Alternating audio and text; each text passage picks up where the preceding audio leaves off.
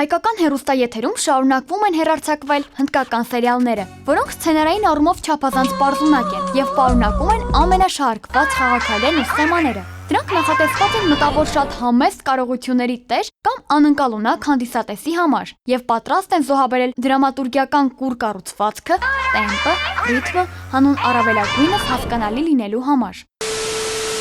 Ֆինանսական տեսանկյունից արտասահմանյան սերիալներ ձեռք բերելը մի քանի անգամ ավելի մատչելի է գնային առումով և մեծ սեր է վայելում հայ հասարակության շրջանում, ապահովելով բարձր մակարդակով դիտողականություն։ Ի տարբերություն թուրքական և ռուսական սերիալների, այստեղ չեն քորոզվում մեզ համար անընդունելի բարքեր, ընտանիքի մեջ չկան անառողջ հարաբերություններ, իսկ ընտանիքից դուրս արտաամուսնական կապեր։ Փոխարենը առանձնահատուկ ընդգծված է ընտանիքի ու դրա ամրության գաղափարը, սեփական ավանդույթների նկատմամբ հարգանքը, խիստ դրական կողմերով է ներկայացվում ծնող-երեխա հարաբերությունները, ընտանիքի ներսում տերերի բաշխումը։ Չկան արյունոտ և բռնության տեսարաններ, բարություն, ազնվություն և ընկերասիրություն սովորեցնող իրավիճակներ են։ Երևանի թատրոնի և կինոյի պետական ինստիտուտի ուսանողների մեծ մասը դեմ են այս սերիալներին, պնդելով, որ դրանք վնասում են մեր սերիալային արտադրությանը, ինչը հետագայում կհանգեցնի իրենց համար աշխատատեղերի նվազմանը։ Սա ժամանակ է խլում հեռուստատեսության արտադրողներից, սրանք պիտի ուղղակի լինեն հատուկ տարբերակներ սերևույթին սկավառակների վրա։ Դա աշխատանքի միջոց է դերասանների, ռեժիսորների եւ մնացած անձնակազմի համար։ Իրավիճակից դուրս գալու միջոց, երբ մենք իրենց քննադատում ենք, իրենք միշտ նշում են, որ գիտեք ինչ, առաջարկն է ստեղծում պահանջարկ կամ պահանջարկն է ստեղծում առաջարկ կամ չգիտեմ ինչ այլ տնտեսագիտական տերմիններ են առաջ բերում։ Խնդիրը հետևյալն է, արվեստը տնտեսագիտություն չէ եւ ապրանք չէ։ Եվ մրցակցություն է եւ քաղաքական քայլ, ըստ իս։ Երկուսը համատեղ։ Իսկ ռեժիսոր Ռազմիկ Գրիգորյանն ասաց, որ հեռուստադիտողը չունի այլընտրանքային հնարավորություն և առաջարկեց այս հարցը թողնել մշակույթի նախարարությանը, հուսալով, որ անպայման մշակույթի նախարար Արմեն Ամիրյանը չի անտեսի այն։ Ես վերջերս համոզվեցի նրանում, որ գյուղում, երբ որ ասում է ինչ եք սերիալ նայում, ուղղակի մեկը ինձ տարավ իրանց տուն, հեռուստացույցը միացրեց ու սկսեց բոլոր ալիքները փոխել, ասեց ինչ նայեմ։ Ես հոգնած գործից գալիս եմ տուն, ասենք հողագործությամբ եմ զբաղվում, ինչ նայեմ։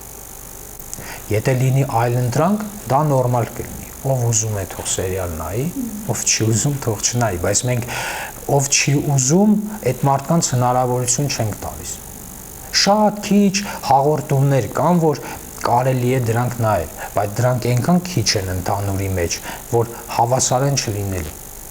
Հայաստանի Հանրապետության նախագահ Սերժ Սարգսյանը մշակույթի գործիչների հետ հանդիպման ժամանակ իր խոսքում ընդգծել է. հնդկական սերիալներով մի ամբողջ ազգ է դեգրադացվում։ Ասում են, շուկան փոքր է, գովազ տվող չկա։ Բայց մեր պետությունը առաջին հերթին պատասխանատվություն է կրում հանրային հեռուստաընկերության համար։ Հանրայինը շատ կշտամբանքի տեղ չունի։ Երևանի թատրոնի և կինոյի պետական ինստիտուտի ռեկտորը հրաժարվեց հարցազրույցից, բայց մեզ հետ հանդիպման ժամանակ նշեց, որ կարծում է, թե վտանգի տակ չէ սերիալային արտադրությունը, քանի որ ուսանողների մեծ մասն աշխատում է թատրոններում։ Այս անգամ մեծ դրական փոփոխություններ են գրանցվել նաև տուրիստական կազմակերպություններում։ Հնդկական սերիալների հեռարձակման միջոցով զարգացել է տուրիզմը դեպի Հնդկաստան։ Զբոսաշրջիկներին հետաքրքրում է ֆիլմում տեսած ծովափնյա երկիրը, բայց վերադառնալուն պես դժգոհում են երկրի մաքրության որակից։ Ըստ պաշտոնական տվյալների, Հայաստանի հնդիկացումը դեռ կշարունակվի այնքան ժամանակ, որքան կշարունակվի գործել հեռուստատեսության այժմյան մոդելը։ Մեր հարևան երկրներից Ադրբեջանն արդեն քայլեր ձեռնարկել է աղբը երկրից դուրս հանելու համար։